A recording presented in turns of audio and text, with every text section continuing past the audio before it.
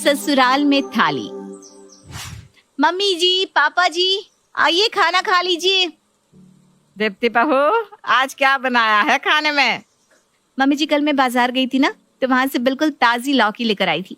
देखिए लौकी की कितनी बढ़िया सब्जी बनी है, देख कर ही आपके मुंह में पानी आ जाएगा। अरे तो अपनी लौकी की सब्जी ना अपने पास ही रख ले। हम तो परेशान हो गए तेरे हर रोज के इस हरी सब्जियों के प्रेम से। रोज रोज वही टिंडा, तौरी, लौकी, भिंडी, इसके अलावा कभी कोई और चीज भी बना लिया कर। तेरी सब्जियों के नाम सुनकर ना मेरी भूख ही मर जाती है। कैसी बात कर रही हैं मम्मी जी आप? मैं आप लोगों के लिए चुन चुन कर ताजी हरी सब्जियां लेकर आती हूँ, ताकि उसे खाकर सब लोग स्वस्थ रहें। अरे एक आप है, किस तरह से हरी सब्जियों के कारण मेरा अपमान कर रही हैं। अच्छा ठीक है, सुन लिया तेरा भाषण। जा जाकर फूल के सेंक ला। हर समय भाषण देती रहती है, हरी सब्जियां खाओ, ताजी सब्जियां खाओ। अरे हम कोई मरीज थोड़ी ना है। दीप्ति जानती थी कि इस घर में सबको बस स्वाद से ही मतलब है। पोषण और स्वास्थ्य के बारे में बताने का मतलब भैंस के आगे बीन बजाना है। अब इतने दिनों से उसे ये तो समझ आ ही चुका था कि सास हो या ननद, घर में सभी लोग एक नंबर के चटोरे हैं। सास मनोरमा का तो कोई ऐसा दिन नहीं गुजरता था जब वो बाजार से गोलगप्पे या टिक्की लाकर ना खाती हो। बस इसीलिए दीप्ति की पूरी कोशिश रहती कि कुछ नहीं तो घर में ही कम तेल मसाले वाला सादा खाना बनाकर सबको खिलाए, ताकि सबकी सेहत ठीक बनी रहे। लेकिन इस बात के लिए उसे कभी तारीफ नहीं मिलती थी। उल्टा जिसको देखो वो खाने की थाली देखकर मुंह बिचका लेता था। शाम के समय, अरे दीप्ति, खाना बन गया कि नहीं? कोई जोरों की भूख लगी है, जल्दी जल्दी खाना लगा दो। अरे आप बैठिए ना, खाना बिल्कुल तैयार है। मैं अब भी गर्मा गर्म खाना परोसती हूँ। मनोज हाथ मुंह धोकर डाइनिंग टेबल पर आकर बैठता है तो देखता है कि दीप्ति ने खाने में गर्मा गर्म दाल, चावल और रोटियां बनाई है। साथ में गाजर और मूली का सलाद भी रखा हुआ है। क्या है यार ये, रोज रोज तुम दाल बनाकर रख देती हो। मुझे नहीं खानी तुम्हारी दाल।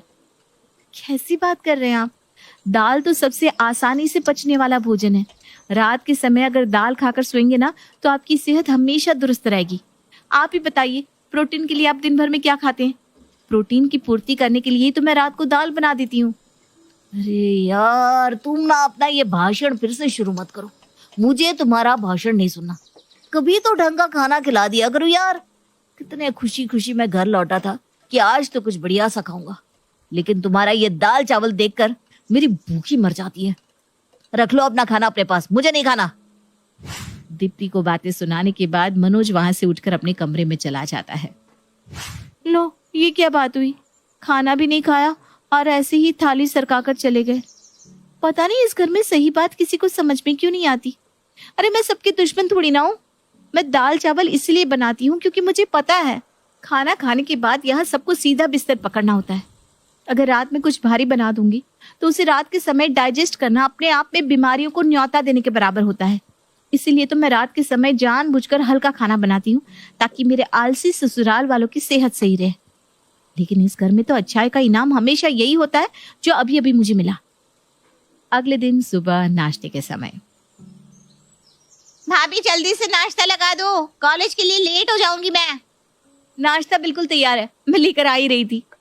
रेखा जल्दी से डाइनिंग टेबल पर बैठ जाती है।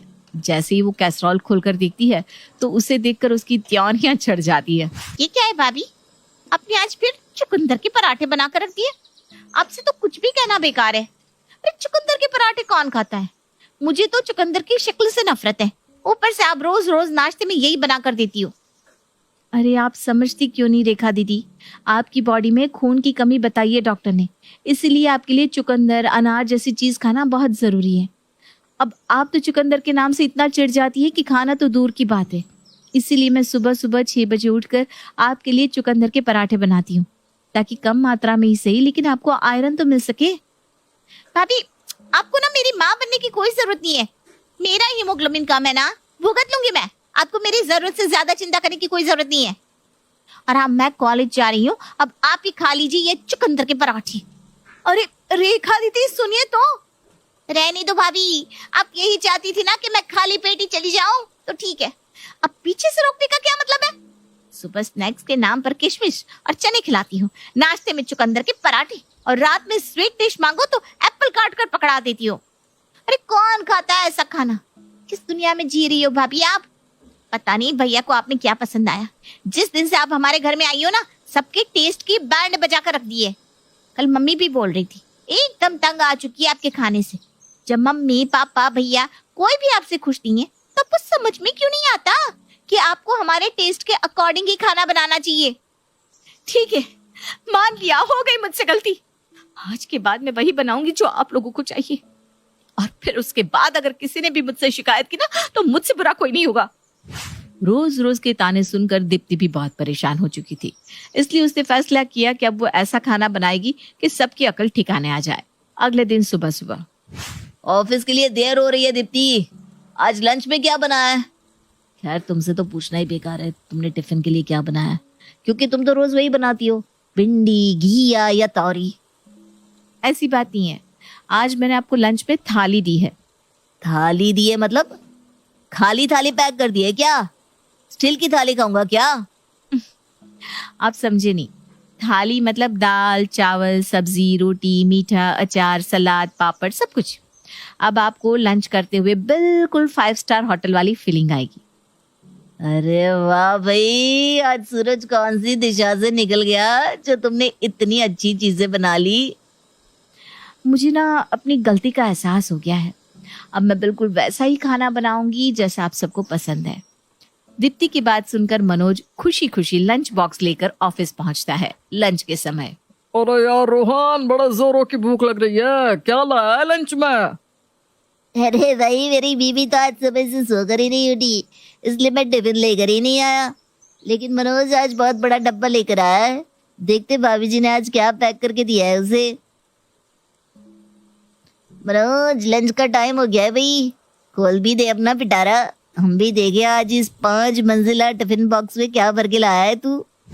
मनोज के जवाब देने से पहले ही उसके दोस्त उसका टिफिन खोल लेते हैं। टिफिन देखकर उनकी आंखें हैरानी से खुली रह जाती है। अरे भाई वाह भाई वाह, आज तो लग रहा है भाभी जी बहुत अच्छे मूड में थी, इतनी सारी डिशेस एक साथ। कोई देख, तू अपना इंतजाम खुद देख लियो, अब ये पनीर की सब्जी और पूरी तो मैं ही खाऊंगा। भाई क्या पुलाव बनाया है, मजा ही आ गया, और साथ में ये मखनी दाल खाकर मैं तो उंगलियां ही चाटता रह गया। खाना तो तुम दोनों ने साफ कर दिया, अब लाओ पापड़ ही खिला दो। भाई पापड़ तो मेरी कमजोरी है, पापड़ देखकर मुझसे ना कंट्रोल नहीं होता। इतना कहकर रोहन टिफिन में रखे पापड़ भी खत्म कर देता है। अरे यार, पहली बार बीवी ने कुछ ढंग का खाना भेजा था, और वो भी ये भुक्कड़ साफ करके। अच्छा और टेस्टी खाना लाने का परिणाम ये हुआ था कि इतनी सारी डिशेस में से एक भी मनोज को चखने के लिए भी नहीं मिली, और आज मनोज को ऑफिस में भूखा रहकर ही दिन बिताना पड़ा। उधर दोपहर में, दीप्ति ला बेटा लगा दे खाना, भूख लग गई है। दीप्ति सास ससुर का खाना लगाती है। डाइनिंग टेबल पर तरह तरह के पकवान देखकर ससुर का तो मुंह खुला रह जाता है। अरे दीप्ति बेटा, आज कोई खास बात है क्या? लगता है आज तुम्हारा जन्मदिन है, तभी तुमने इतने सारे पकवान बनाए। नहीं नहीं पापा जी, ऐसी कोई बात नहीं है, आज मेरा जन्मदिन नहीं है, बस मैंने सोचा कि अब से मैं आप सबकी पसंद का खाना बनाकर आप सबको खुश रखूंगी। मेरी वजह से आप सभी को बहुत तकलीफ हुई है ना, अब मैं आप लोगों को और परेशान नहीं करना चाहती। अरे चल, अच्छा है, तेरी अकल तो ठिकाने आ गई। चल अब जल्दी से परोस दे, क्या क्या बनाया है तूने? मम्मी जी, पूरी है, पनीर की सब्जी है, पुलाव है, दाल मखनी और मीठे में रसगुल्ला भी है, जी भरकर खाइए। अरे मेरे तो मुंह में पानी आ गया इतना बढ़िया खाना देखकर। दीप्ति सबको भर पेट खाना खिला देती है, जिससे आज पहली बार उसकी सास और ससुर काफी खुश नजर आ रहे थे। शाम के समय, बेटा पेट में ना कुछ ऐठन सी हो रही है, तू ऐसा कर दाल चावल बना लेना, सुबह सबने हैवी खाना खाया है ना। नहीं नहीं मम्मी जी, अब मैं दाल चावल नहीं बनाऊंगी। दाल चावल देखकर ना मनोज जी बहुत गुस्सा हो जाते हैं, और मैंने तो कसम ली है कि अब मैं कोई ऐसा खाना नहीं बनाऊंगी कि कोई खाने की थाली छोड़कर उठ जाए। शाम के समय दीप्ति लौकी के मसालेदार कोफ्ते बनाती है। कोफ्ते वाकई बेहद स्वादिष्ट बने थे, इसलिए सभी ओवर ईटिंग कर लेते हैं, और बेचारा मनोज तो सुबह से भूखा था, इसलिए वो तो कोफ्ते देखकर उन पर बिल्कुल टूट ही पड़ता है। सुबह के नाश्ते के समय, रेखा आओ जल्दी नाश्ता कर लो, देखो आज छोले भटूरे बने हैं, तुम जी भर कर खाओ। अरे भाभी, आज तो आपने सच्ची दिल ही जीत लिया मेरा। आप प्लीज ना रोज ऐसा ही टेस्टी टेस्टी नाश्ता बनाया करो। क्यों नहीं ननद रानी, आपका हुक्म सर आंखों पर। दिन 2 दिन नहीं, ये सिलसिला 3 हफ्ते से बदस्तूर जारी था। दीप्ति रोज सुबह नाश्ते में कचौड़ी, भटूरे या पकोड़े बनाती, उसके बाद लंच में पारंपरिक थाली सबके आगे परोसती, और फिर रात को भी कभी मलाई कोफ्ता तो कभी पालक पनीर जैसी बढ़िया मसालेदार सब्जी बनाती। दीप्ति अब सबकी पसंद के मुताबिक ही खाना बना रही थी, लेकिन जाने क्यों अभी भी घर में सब खुश नहीं थे। दोपहर के 1 बजे का समय होगा कि तभी रेखा को उसकी 2 सहेलियां पकड़कर घर में लेकर आती हैं। अरे क्या हो गया मेरी बेटी को? आंटी जी, ये ना कॉलेज में चक्कर खाकर गिर पड़ी थी। हम इसे डॉक्टर के पास लेकर गए तो डॉक्टर ने कहा कि इसके अंदर हीमोग्लोबिन बहुत कम हो गई है, जिसकी वजह से चक्कर आ रहे हैं। और ये कोई पहली बार नहीं हुआ, इससे पहले भी पिछले 10 दिन में ये 2 बार कॉलेज में चक्कर खाकर गिर चुकी है। अरे लगता है तुम कचौड़ियाँ ठीक से नहीं खा रही हो। अच्छे से कचौड़ियाँ नहीं खाओगी तो हीमोग्लोबिन कैसे बढ़ेगा? रुको, मैं अभी ना थोड़ी कचौड़ी बना कर लाती हूँ। मैं समझ गई भाभी आप क्या कहना चाहते हैं। आप मुझे चुकंदर, अनार, किशमिश सब कुछ इसलिए देती थी ताकि मेरी तबीयत ठीक रहे, लेकिन मैंने कभी भी आपकी बात को समझने की कोशिश नहीं की। मुझे माफ कर दो भाभी, मुझे नहीं खाना अभी पूरी कचौड़ी। आप मुझे पहले की तरह चुकंदर के पराठे बनाकर खिलाया करो। ये ठीक कह रही है बहू, मुझे भी माफ कर दे। मैं भी तुझे हमेशा हरी सब्जियां बनाने के लिए ताना मारती थी, लेकिन जब से तूने ये सब चटर पटर बनाना शुरू किया है ना, मेरा तो हाजमा ही खराब रहने लगा है। और बेटा वजन तो ऐसे बढ़ रहा है जैसे मैं आटे की 1 बोरी रोजाना खा रही हूँ। कल ही मैं टेस्ट करा कर आई हूँ, कोलेस्ट्रॉल, शुगर सब बढ़ गया है। डॉक्टर ने कहा है कि बिल्कुल उबला हुआ खाना खाना है, नहीं तो जल्दी ही ऊपर पहुंच जाऊंगी। पापा जी, वो आपको इस महीने के राशन का बिल देना था ना, आप जाकर चुकता कर दीजिएगा। अरे बहू, ये 15,000 का राशन कब और कौन खा गया?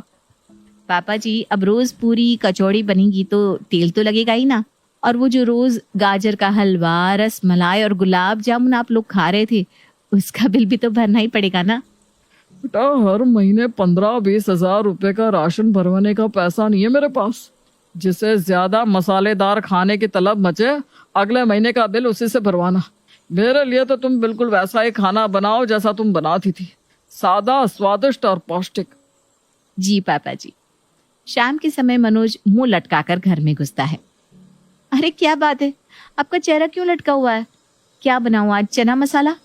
अरे यार बस भी करो, मुझे नहीं खाना तुम्हारा ये चना मसाला। और कल से मुझे थाली देने की कोई जरूरत नहीं है।